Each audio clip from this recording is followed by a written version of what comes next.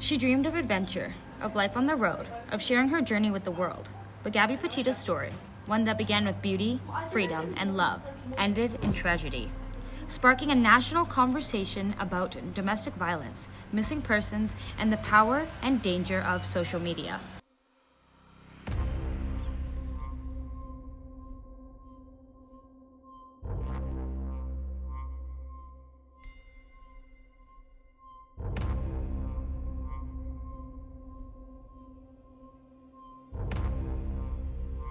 Gabrielle Venora Petito was born on March 19, 1999, in Blue Point, New York. Described by her friends and family as kind, adventurous, and creative, Gabby had a passion for art, nature, and capturing moments with her camera. In 2021, Gabby set out on a cross-country road trip in a converted van with her fiancé, Brian Laundrie. They documented their travels on social media, hoping to build a following. To the outside world, they were living the dream. The van life movement grew popular online, promising freedom and adventure. But sometimes what's seen on screen doesn't show what happens off camera. These are the pictures Gabby wanted us to see. Brian stretching, doing some morning yoga. Outside looking in, she did look happy. It might not have been as great as people online perceive. But this is the vision that's now impossible to unsee.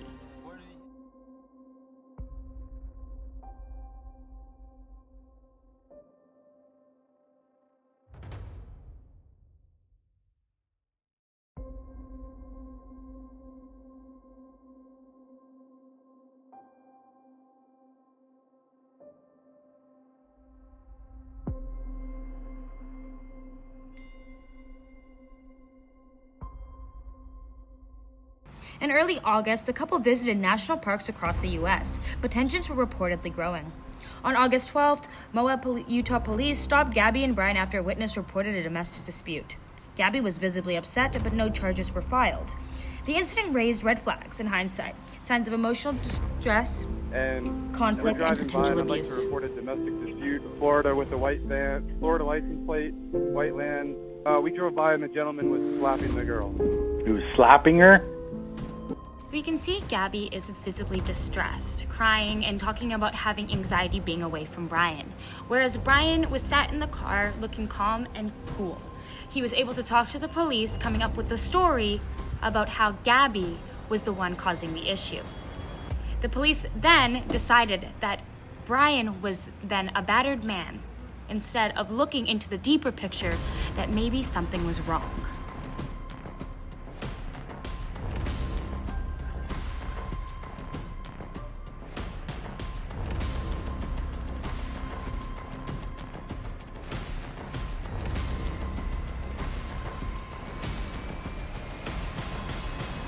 We thank you for joining us at 7 o'clock. I'm David Ushery. Tonight, there are some new twists and turns in the case of a woman from Long Island who disappeared while on a road trip. Gabby Petito from Blue Point hasn't been heard from since the last week of August. Her family believes she might be over 2,100 miles away in Wyoming. Today, neighbors of her fiancé, Brian Laundrie, revealed police found the van she was traveling in at his home in Northport, Florida. No sign of Gabby, though, and tonight, the fiancé is refusing to cooperate with police.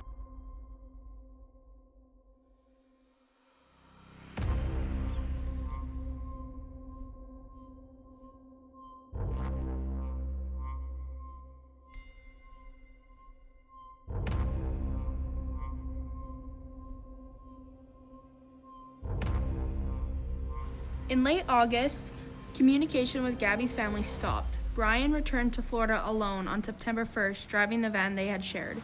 He refused to speak publicly or to law enforcement. Then he disappeared. Gabby's family reported her missing on September 11th. A nationwide search began, drawing intense media coverage and a flood of social media support. Thousands of users on YouTube, Instagram, TikTok, Twitter joined in trying to find clues. On September 19th, authorities discovered Gabby's remains in Wyoming. She had died by strangulation. The coroner estimated that she's been dead for weeks. The focus then shifted to Brian Laundrie as law enforcement searched the Florida Nature Reserve where he was last seen. The public watched in real time. On October 20th, Brian's remains were found alongside a notebook in it. He confessed Gabby's murder. For Gabby's family, the grief was unimaginable, but they had chose to act. They established the Gabby Petito Foundation, which raises awareness about domestic violence and supports families of missing persons.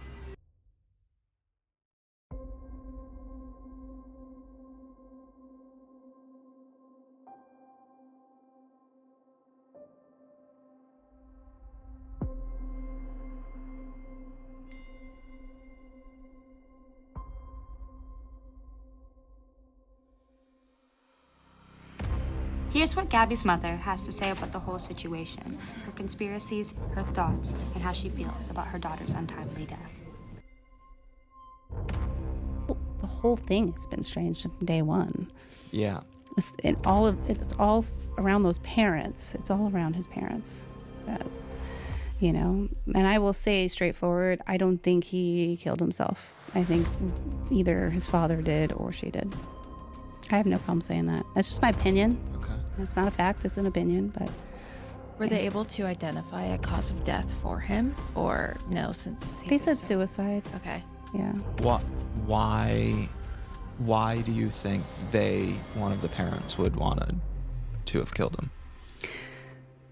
Better than going to jail or facing what you did. Got it. That's the only thing I could come up with in my mind. The way, if you read her burn after reading letter and just the weirdness that they are, I don't find it implausible. I think that it's very possible that they did something. Is there anything about him why you don't believe that he would have taken his own life? Well, if you read the stuff he wrote in his notebook, kind of made up excuses. Yep. So he didn't want to take responsibility for it. So Yeah. why would he take his own life? It was almost like he was a coward. Yeah. So it's just a gut feeling that I have, and I can't even believe that they're just walking around like nothing happened. She didn't even cry during the depositions, talking about her son. Calling my daughter Gabrielle, saying that they did love her and stuff. Like, no, that's not love. Yeah. So yeah, a lot of anger still towards them, but I try not to think about them because I have so much good work to do. On September 20th, 2021, a pivotal development occurred in the Gabby Petito case, following the discovery of human remains consistent with Petito's description in Wyoming's Bridgerton National Forest on September 19th. The FBI executed a court-authorized search warrant at the home of fiancé Brian Laundrie in Northport, Florida. During the search, agents removed Laundrie's parents from the residence and collected various items, including computer files, as part of the investigation into Petito's disappearance. At the time, Brian Laundrie had been missing for several days. He had reportedly told his parents on September 13 that he was going on for a hike by the Carlton Reserve, but he never returned. His parents reported him missing on September 17th, prompting a search in the 20,000-acre Mikalahatchee Creek Environmental Park adjacent to the reserve. The FBI's search of Brian Laundrie's home marked significant escalation in the investigation, as authorities intensified efforts to locate Brian Laundrie and gather evidence related to Gabby Petito's death. After Laundrie's remains were discovered in Florida in an environmental park in October 2021, authorities found a notebook nearby containing a confession. In this handwritten note, Laundrie admitted to killing Gabby Petito, stating, "I ended her life. I thought it was merciful, that it is what she wanted, but all I see now is the mistakes I made." He claimed that Petito had suffered a head injury during the fall and was in severe pain, leading to him believe that ending her life was an act of mercy. He also expressed remorse and apologized to both families, writing, "Please do not make life harder for my family. They lost a son and a daughter, the most wonderful girl in the world, Gabby. I'm so sorry." However, this account conflicted with the official autopsy, which determined that Petito died from manual strangulation and blunt force trauma to the head and neck. In June 2024, the FBI released a handwritten letter from Gabby Petito to Brian Laundrie, shedding light on their relationship dynamics. In the undated note, Petito expressed deep affection for Laundrie, but also pleaded with him to change certain behaviors. Quote, "You know how much I love you. Just please stop crying and stop calling me. names because we're a team and I'm here with you, end quote. She also apologized for getting upset over a dumb piece of paper and urged him to stop crying and come home and say, "You love me," with a big hug. Experts analyzing the letter have interpreted it as an indicated toxic and potentially codependent relationship, highlighting emotional distress and people would ask, well, isn't that proof that they were aware of Gabby's murder all along? Well, certainly that they were withholding information, certainly that they had knowledge, but they are entitled to their Fifth Amendment right, and they never made false statements to law enforcement. If they would have, but they never said anything. And so, therefore, the charge just didn't exist to charge.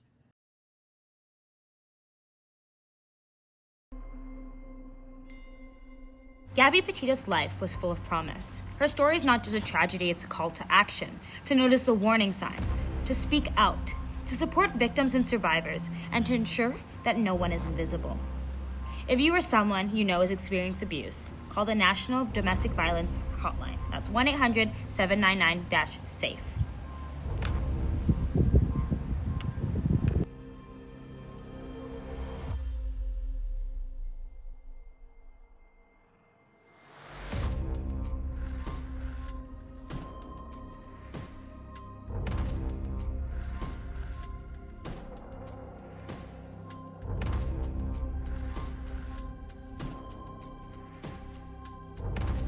Gabby's legacy lives on not only in memories and media, but in a meaningful action. Her parents continue to advocate, speak at schools, and support families in crisis. In her name, we remember, we learn, we grow.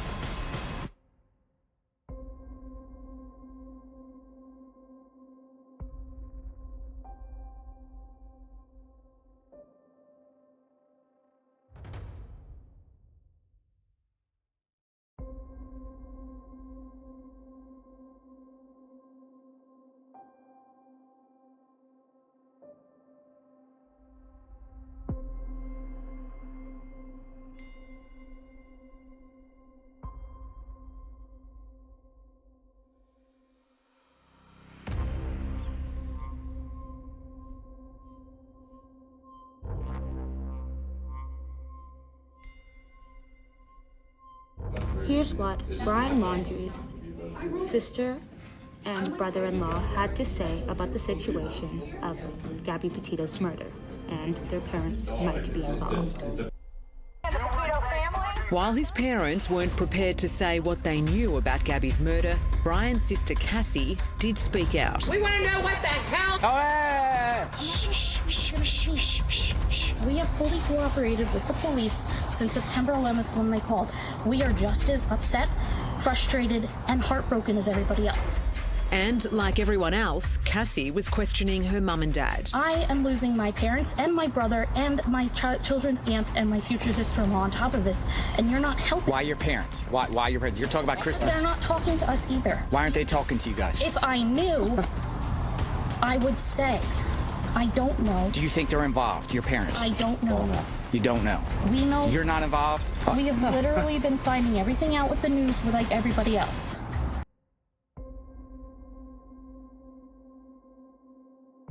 Recap of the Gabby Petito case. On September 19, 2021, Gabby's remains were found in Bridgerton National Forest in Wyoming. A coroner later confirmed she died by manual strangulation and blunt force trauma about 3 to 4 weeks before the discovery, placing her death in late August. Laundrie returned alone to his Florida home on September 1st, but didn't report Gabby missing. On September 17th, after days of silence and growing media pressure, Laundrie's parents reported him missing. The search began in the Carlton Reserve, a vast swampy area near their home. On October 20, 2021, skeletal remains and personal belongings, a backpack, a dry bag, and a notebook were found in the area of a reserve that had recently dried up. Dental records confirmed the remains belonged to Brian Laundrie.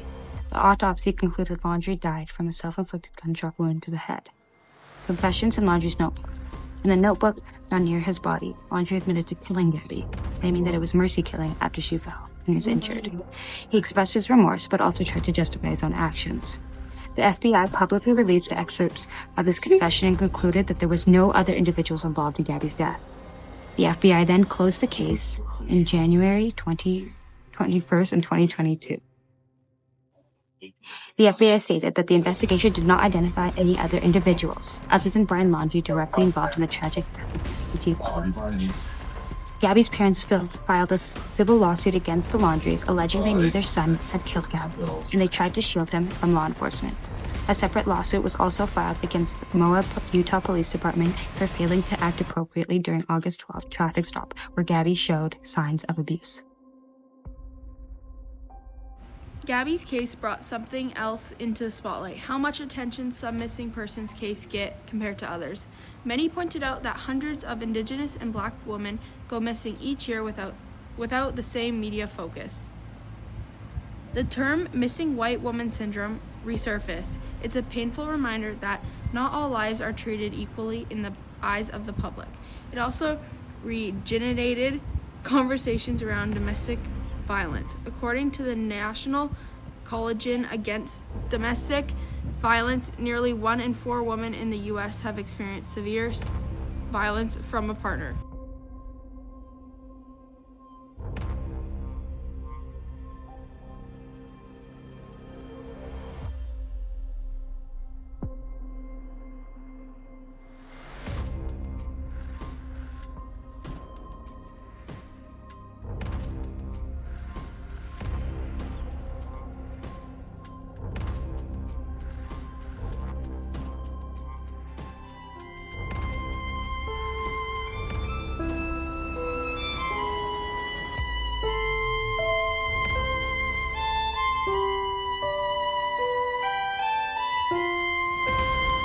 At last, we finished the story about Gabby Petito. 1999 to 2021. May her story spark change and speak.